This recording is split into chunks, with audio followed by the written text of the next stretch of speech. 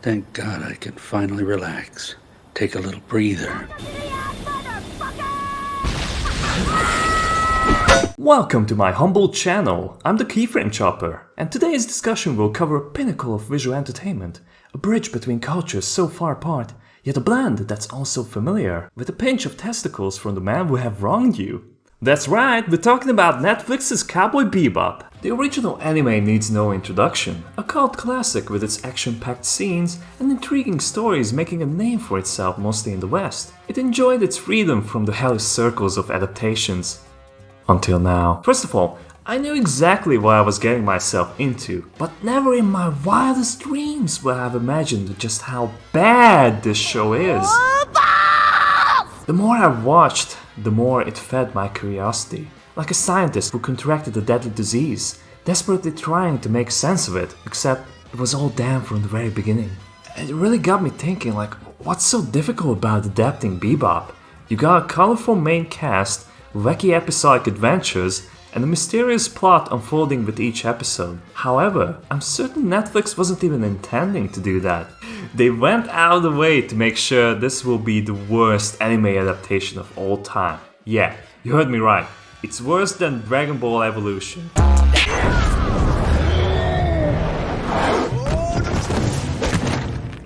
It's worse than Netflix. It's a 8-foot-tall demon-looking motherfucker. What an achievement. Of course, before I begin dissecting this abomination, I feel obliged to give a little history lesson to the uninitiated. Because believe it or not, this wasn't the first time Hollywood tried to rape the show. Around 2008, 20th Century Fox announced they would produce a 2-hour-long Cowboy Bebop movie with Keanu Reeves as Spike Spiegel, and written by the guy who eventually co-wrote 2022's The Batman. Fox didn't approve of this project for its notorious budget of $500 million.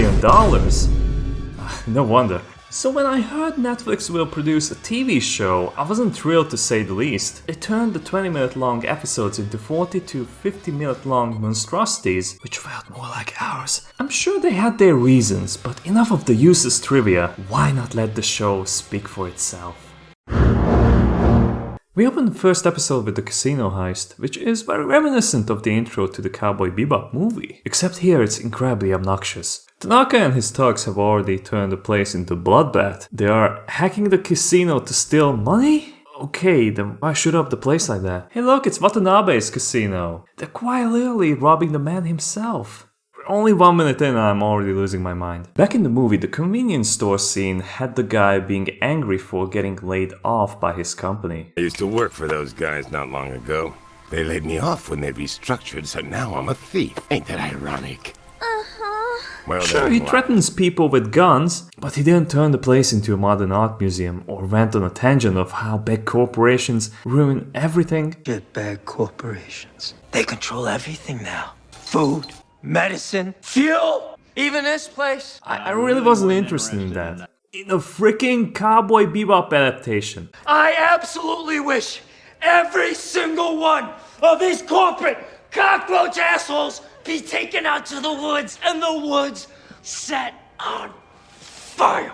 So of course, the leader of the heist is blaming corporations in general for his misfortune. Brilliant, it's so in your face and it has little to no relevance on the general plot, compared to how long he has been ranting about it. Anyhow, Spike shows up to a wide open room, and instead of unloading on him to stay consistent to their characters, they are watching him perform a very elaborate coin trick. I came here to place a bet.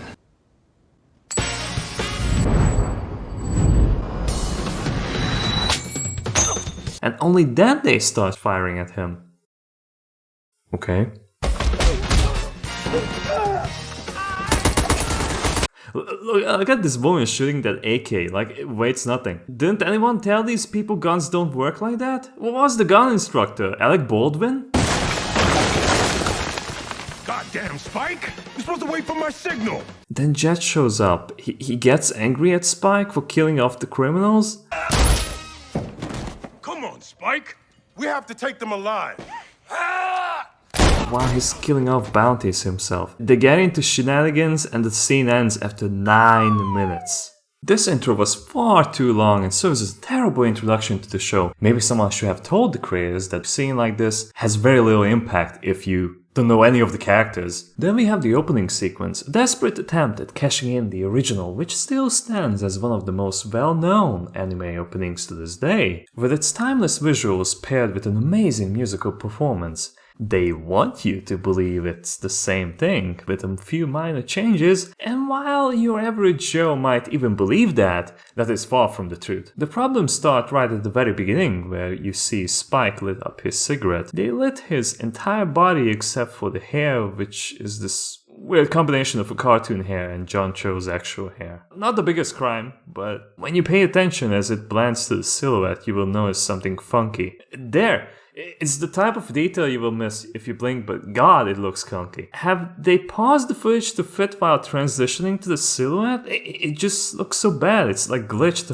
It's lagging along. Why did the tip of his finger turn blue? Okay, so I'm gonna go full autismo because there's a lot to unpack here. Basically, you have two footage. One with the actor who is projected to a background. We call this compositing, where we combine various visual elements into a single frame, or in our case, a sequence of frames. Still following? Alright. So unless you got drunk, there shouldn't be something this amateurish happening in a show that has a budget estimate of 60 to 70 million US dollars. However, I'm 100% sure the VFX department screwed up here. Just look at how John Cho's finger is covered by this completely static blue object that they forgot to remove during parts processing. During editing, I've noticed Netflix has patched this mistake, but the awkward pause is still there. And that was only the first 9 seconds. Another thing you may notice is the very fact that he lit his own cigarette instead of someone else offering it for him. This is quite important because this Spike is even more enigmatic than its animated counterpart, and more psychotic too, but more on that later. We see Spike running, but the velocity of the run is completely off.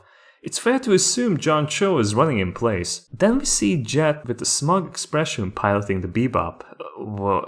Hey, go away, why is the editing so fast? You see something that looks like Faye, and while her knives may be sharp, her sex appeal, not so much. And the gun sequence, with no recoil. Swordfish 2 takes off, and this is where the intro lost me entirely. We see glimpses of characters that will also appear in the show, I assume, but it's so fast, it's pointless. Besides the obvious fact that it's spoiling the show, now they're doing their free time activities like pruning the bonsai and eating.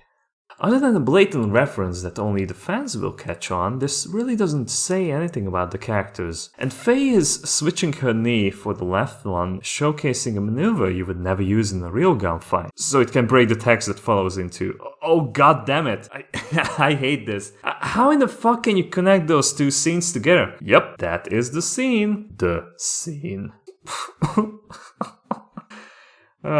More references, more filler, and vicious? But he's like the secret villain of the show. You can't just show him in the intro. Are you crazy? Who is this woman? Is that supposed to be Julia? What the hell are these people? Hey, look, the show is so self-aware it knows it's performing music. And, more references? And we're done. A recurring thing I've noticed with the intro is the complete lack of sync with the original. The anime was fully in sync with the music, each riff ending with a cut or something like that. I don't know jack about music, so I'm probably talking out of my ass here. Regardless, my point still stands that this approach lets each visual play out at an easy to follow pace. You see the silhouettes of each of these characters. You can recognize them just by looking at them. It goes without saying, but stuffing your opening sequence with references cheapens the enjoyment. There's really nothing going around this. What the original intro was going for is just as the name says, an introduction to the 4 leading characters. It's that simple. No member berries, no cheap shots that appeal to the lowest common denominator, just a well-rounded story to tell. You get the attention of your audience, you make promises that you will eventually satisfy, and most importantly, it's gonna be entertaining. I couldn't make heads or tails of whatever I saw in the second half of this intro. It's just like a showcase of everything. In fact, I have like a hunch that this is really just footage from the show itself, and they just reused the episodes themselves. There are challenges in adapting something as stylistic as Bebop, but you would think it shouldn't be that difficult to send the message of the original? Oh well. The actual episode opens with a flashback with what I assume is a couple making out, then having sex with the camera out of focus. We see guns, people getting shot, the obscure symbolism, and of course, every single scene is less than a second long, so you can't make out what is happening unless you watch it several times, which is what I'm doing right now. Compare this to the anime. The flashback takes its time and has everything we need to know. It's a lonely scene of a man leaning next to a wall holding a bouquet of roses. He drops his cigarette, we see a bunch of other stubs, suggesting he has been waiting there for some time. Then he starts walking away. We see his reflection in a puddle where he drops one of the roses, followed by another shot of him using a gun hidden inside the bouquet, while a somber music is playing in the background, all in under a minute. No sound effects. Just the music. The live action was obviously trying to tell the same story, but ultimately failed to deliver. So, Spike finally wakes up in this awful, dirty, dystopian looking spaceship. What the hell is this supposed to be? What happened to those cozy environments? Upbeat jazz music starts to play, we cut to Jet piloting the Bebop while going through an Astro Gate, and starts complaining about the toll. Will be deducted from your account. I'm gonna take a piss in transit. You wanna charge me for that too? This is so stupid. Hasn't he done this 1,000 times already? Unless you're like a fish out of water character, it would make sense, but like Jet is clearly not one of them. This show has confirmed that he has been doing this for 3 years at least. I'm pretty sure they knew this project was dead on arrival, so they gave little to no thought on how to pace the show, because from 12 minutes of the first episode, it is all over the place. Who are these characters? What are their goals? Because when in the very first scene you are willing to cap anyone with a gun, you kinda lose your point, don't you think? They need them alive. It's not that the main cast would be pacifists, but especially when it's their only income. That 9-minute action scene was probably the executive choice to draw in people because they can't understand what made the original sell. So we need more mindless action. This is in fact the opposite of the anime. We get introduced to these characters slowly, one by one. We understand the bounty hunter gimmick and care about the story. That's why adapting a scene from the movie is foolhardy, because it doesn't have the same impact. You can play a cool action scene because you care about them. Even while I could consider the weakest episode in Bebop, Waltz for Venus, I cared about Rocco's story, even though his introduction has left much to desire. Damn it, there's still 37 minutes. Before we move on, I'd like to call attention to the fact that this show is entirely linear in its storytelling. What exactly do I mean by this? Every episode is basically structured as a direct continuation of the previous one. A huge contrast to the episodic structure of the original. This turns the show really slow. And if that wasn't enough, this version adds unnecessary side plots. What kind of side plots, you ask? Stick around and see it for yourself. Tanaka is still a topic of discussion. Okay, it's fair, he's in the same episode, but what exactly do we achieve here? Just to show how you drag him into the HQ and get your bounty? No, it's so Jet can encounter his old nemesis who is currently hooked up with his ex-wife. Yes, he has an ex-wife. And yes, he has a daughter as well. Kimmy has a birthday coming up, and you wouldn't believe how much a kid's doll cost. And wants to buy a doll for her birthday. It's only the first episode, but you already got the exposition that Jet had a lot of trouble in the past, even though this is the first real conversation between these two characters. Wonderful. Also, we gotta talk about the surface level shit, like Jet's robotic arm. They can't grow you a new arm, you know. How many more topics can you list? All you had to do is just bring up the next bounty as the topic of discussion and start the bloody episode. Let's compare this to the animation. Here, the spaceship sets up this mellow atmosphere. The music is perfectly in tune with it. Spike is training. Jet serves bell peppers and beef, and Spike ends up complaining about the lack of meat in his dish. This is a setup for Jet to point out their latest bounty being botched. この間の賞金100万ウロはどこ行ったんだよ。お前が壊した機体の修理とお前が壊した店の修理とパーだ。 Therefore, no money. And that's why the food is lacking protein, followed by Jet informing Spike about the new bounty and the promise of a good meal. ティワナか、あそこの牛は Simple as that. You don't need to shoot up a casino, no half-assed action scenes, you get introduced to the recurring setup nice and slow. It's quite amazing how the animation used the dish to convey the message that these guys are down on their luck. While the live action still has food in its scene, it doesn't have any narrative purpose. Instead, they double down by adding more exposition. Your ex-wife asked me to throw your bone every now and again, so... Why would you use a scene to move the plot forward when you can just shove in as many quirky moments as possible? Hey look, they're eating! So relatable! On TJ, Asimov pulls out his gun in public and goes to the bar. I like how the show established that there's a lively environment on the street, so they will probably notice Asimov. Anyway, this is a bad guy. He has a gun and shades. We need to establish that these two are lovers, so let's have them kiss inside the bar. He goes behind the counter to show the owner his merchandise and wait, did I miss something? How did the owner know who Asimov is? There's no dialogue between the two. When is it established? And now we need another character tending the bar? Oh yeah, so they can insert this hilarious joke. Does it look like I should be drinking tequila? You look like you should be drinking nothing but tequila. But wait, that's not the janitor. This is entirely off the script. I had to go back here because I was confused, like, is that the janitor? But then, if you look closely enough, behind the pillar, like, the janitor is still mopping the floor. This is the kind of detail that you're not gonna see at first glance. It's so bad. So technically, the bar owner is like an NPC in a video game waiting for the quest to begin. This is so bad! So Asimov and the bar owner are discussing their drug deal in a room that is wide open to the rest of the bar. What the hell? I feel awkward pointing these out, but this is common sense. Why would you make a business deal like this, public? Red Eye, I can get you 100 files today. I need proof first.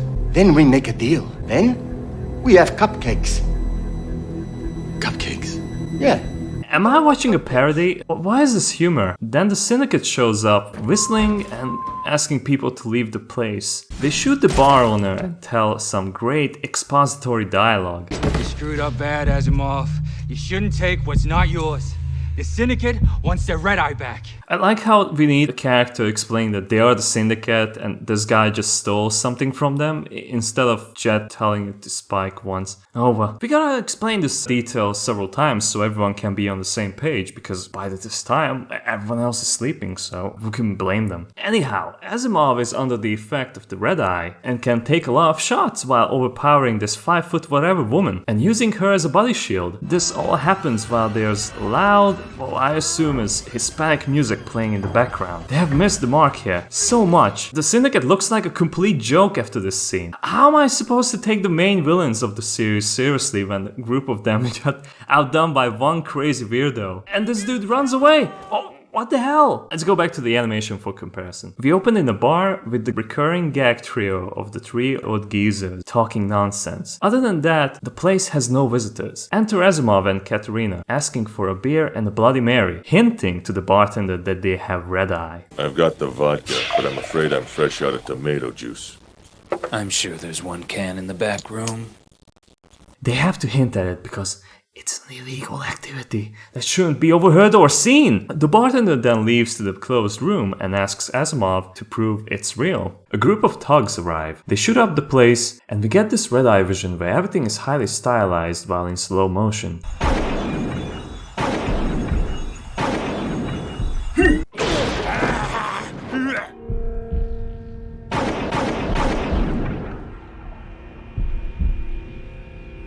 It's an incredibly intense scene. Compared to whatever they were trying to make in the live action, the best thing is we see that the Red Eye makes Asimov so fast that he can't dodge the bullets. We get a clear answer of like what exactly does it do, and not become like a bipedal bullet sponge. Back on the Bebop, Jet takes it to Spike that they botched the last job. Look, he's training, half naked, just like in the anime. Of course, Spike brushes off Jet's criticism, because the guy looked better dead. See the look on his face, though?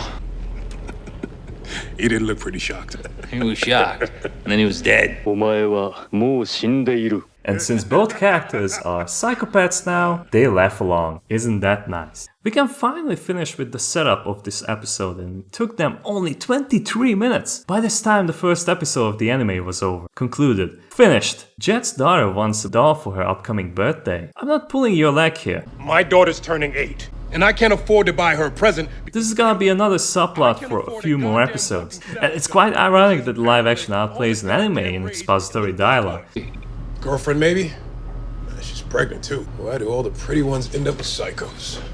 Beyond me. Oh no, is this a hint at something? Spike is off to look for the target while asking for a lead. Jet is off to do the same. And you know, for the first time, I'm actually feeling like this is Bebop. Looking for clues, asking the locals, and then you hear shit like this. Someone else came in asking after him. Who?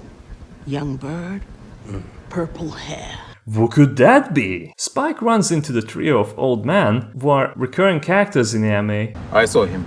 Didn't look so good. Sick, maybe. Do you know if there's a clinic or a hospital nearby? Here, all they do is point at the clinic Asimov is currently in, and that's about it. Check. He stumbles into Katerina and has a small chat with her, and goes out to mention that she kind of reminds him of someone. You okay? Yeah. Never better. Well, you just remind me of someone. This is another excellent point to stop and emphasize how little fuck that the writers gave who worked on this show. We have the original Katerina, who comes from humble origins. She dreams of traveling to Mars so she can start a new life and leave this gutter behind her. Ever been to Mars? I was born on Mars. I hear they have everything there. Not like here. There's parks and festivals and the people are happy there. It must be a great place to live. Then we have the Netflix version of this character who has already been to Mars. Have you ever been to Mars? I was born there. I haven't been since I was a little girl, but I remember it was beautiful, you know, a good place to start a new life. This is enough information to know that her situation is much less desperate. This change seems very small, but I'd like you to remember it, because it will come up very soon. What bothers me more, however, is how dry Spike's depiction is here. He doesn't have any of his charm left. He stands in front of this woman. It feels like he's seeing his flashbacks. It's ecstasy. Let me get this straight. You let a woman shave your balls. If you have seen Bebop, you know that Spike had a troubled past, but he managed to hide it really well. To the point you think he's just a goofy character who's really good at fighting. But when he got serious, you know, shit got real. Any more fortune cookies you want to crack open, or can we eat now? Such a letdown. Rough trade being a romantic. Spoken like a man who's never been in love. I was, once. What happened? I was dreaming. It was time to wake up. Anyway, how is your sex life? I swear, if Faye shows up, this is the absolute worst show Netflix has ever done. Anyway, Faye shows up. What the fuck? Wow, those are some real pretty words there, cowboy. Does that shit work on all the girls? She holds Spike at gunpoint, and why the hell did you need to introduce this character now? We're literally at the very first episode. We know next to nothing about these characters, other than that they are gun crazy, not too competent at their job, and borderline psychos. I haven't begun describing the character assassination that equals 9/11 levels of tragedy. Oh boy, get a load of this Sailor Mount. Yeah, you can kindly fuck off. I was here first. He's mine. The boyfriend. I don't give a shit about him. I'm after her. What? Rich, powerful, total dick. Get over it. Oh, that wonderful dialogue of the anime. How much I miss you. I don't know if you've noticed, boy toy, but I'm the one. Hey! Is this a fake out? Please God be a fake out. This can't be real. From her exposition dump, we know that Katerina is the daughter of a rich man and wants to escape because reasons. Please, help me. I can't go back there. I know, but a whole lot of money says otherwise. See what I meant before? The conflict in the original is solid because Katerina is poor, hopeless, desperate enough that she relies on a criminal boyfriend in order to start a new life. Now we have a rich, pampered girl who wants to escape daddy because reasons. Faye tells us, so we better believe it. Anyway, they fight. Asimov and Katerina escape the scene, and Faye ends up in the Bebop's toilet. In them. How about I put a bullet in you? And now it's time to ruin another introduction. I don't know what's up with the writers, but every second sentence has swearing in it. You gotta understand that the words lose their power rather quickly if you overuse them. But yet again, we have another extreme downgraded scene from the anime. Gross. Finally. Hey, super cool accommodations. Meet Faye Valentine. Fuck you! I'm sorry. I'm just kidding. I'm sorry. We got it on the wrong foot. In episode 3, where Faye originally got introduced, get it? Like we have a separate episode for every main character? What a wild idea. In here, she is forced to work for some shady casino to pay off her debt, so we kinda have a little empathy for her. And through a wild goose chase, she ends up in the Bebop's toilet. But instead here, Spike and Jet are holding her because she made them lose their 200k money that they have won in the casino. So hold up, turns out Faye is worth 6 million. They plan to turn her in as a bounty. Faye ends up being disappointed that she's only worth 6 million. This is a way to communicate to the audience that her debt is way more than that. And with this, the story is building up layers. There's something to call back to once the story progresses, because there's something more to the character than what we see on the screen. In the live action, she magically appears out of nowhere, hunting for Katerina. She runs him out to the point you couldn't give two shits about what happens to her. She ends up on the Bebop, but because Jet and Spike have their bounty to pursue, they just leave her on the ship,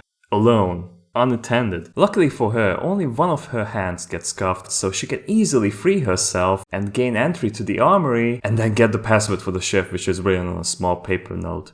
I wish I was making this up. Spike tries to reason with him to let Katerina escape, since there's no bounty on her. If the cops and the bounty hunters don't get you, the Syndicate will. We'll take our chances. There's no happy ending here for you, Asimov. But there can be for her. I can help her get away. You just have to let me. But she refuses. Then some awkward fighting ensues. Remember when Spike showed his cool moves in the anime? That wonderful choreography while using the environment to his advantage, despite his opponent using red eye? Yeah, now Jet and Spike tag team and punch Asimov a couple of times until the Syndicate shows up to shoot everyone.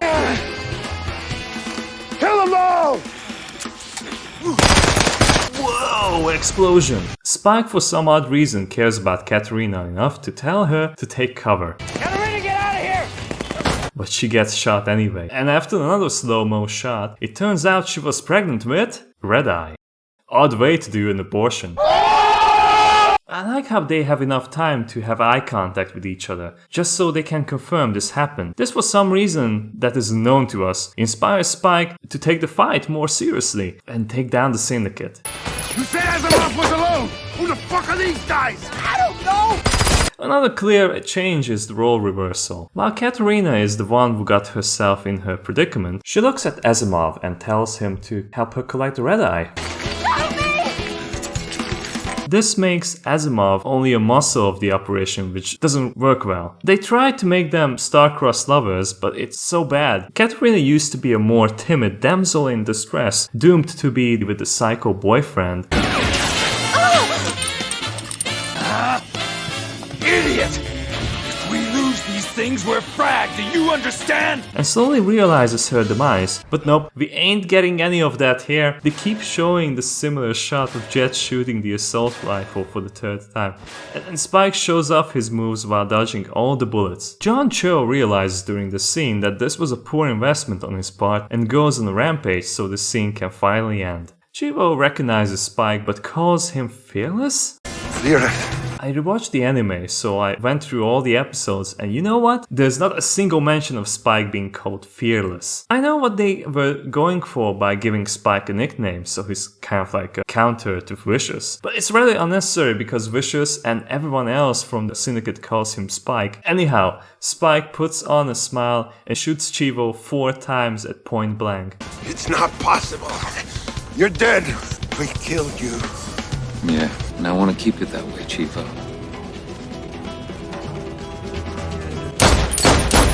Who the hell is this guy? The mustache man overhears this and uses the Joestar secret technique for his getaway. Back to Asimov, he gets the upper hand and starts choking Jet until Faye shoots Asimov in the neck. Is she for real? She had a clear shot at him. Oh, why the neck? Katerina drags him on the ship and flies away. Spike follows. Is that my gun? Give me that. You guys are dicks. Can she just shut the Asimov, we're going to Mars. Asimov succumbs to his wounds and dies. I would say so much for the tension, but there wasn't anything to begin with. She flies towards the police blockade, despite the ISSP making themselves clear that they're gonna shoot anyone who tries to cross the blockade. But don't worry, Spike opens a call to try talking her out from suicide. Katerina, listen to me. It's over. There's nowhere to go. While having flashbacks of himself getting shot at by the Syndicate. What the fuck? Let me help you. Just like you said, right? It's time to wake up.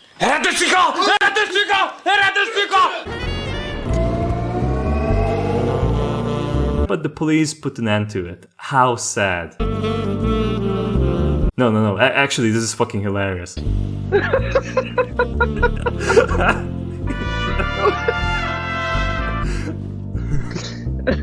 It always gets me. It gets me more now that I've just noticed John Cho's face of so much uninterest. Back in hell, Mustache Man returns to the Syndicate to inform a man with the long white hair about what just happened. Oh, I'm sorry, is that supposed to be Vicious? One of them, he killed Shivo, he killed everyone. Cowboy killed a dozen of my men. I don't recognize him, but with Shivo he called him fearless.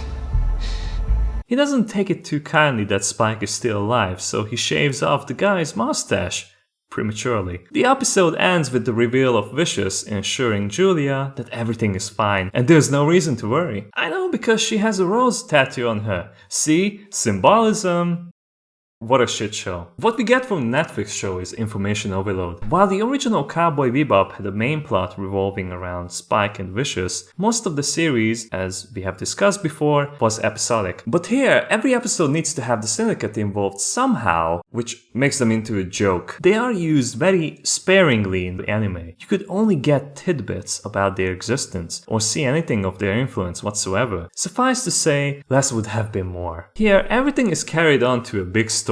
Over bloated plots that have no reason to exist. Katerina has a rich father who wants her back. Why? Also, their execution is so drawn out as well. Why does everything have to trace back to Julia? The fun in Bebop lies that each character is mysterious. We are excited to see more of them revealed. When you meet Spike for the first time, he's a goofball. He's acting cool, but you know he is hiding something under that smile of his. How would you feel if Once Upon a Time in the West opens with Harmonica straight up telling his pursuers that he's after Frank because he killed his dear brother? You would waste the golden opportunity to build up anticipation and tension, all those things that make viewers hooked to the story. Here we have nothing. They tried to make a more grand version of the original plot, but failed miserably. All the additional stuff falls flat. Horrible editing, god-awful dialogue, the violence is over the roof. It's all bloody and gruesome, while the anime used killing sparingly. Here it is everywhere. Worst of all, it's coming from the main characters while they are trying to collect bounties. You know, a place where you have a rule that you have to bring them in alive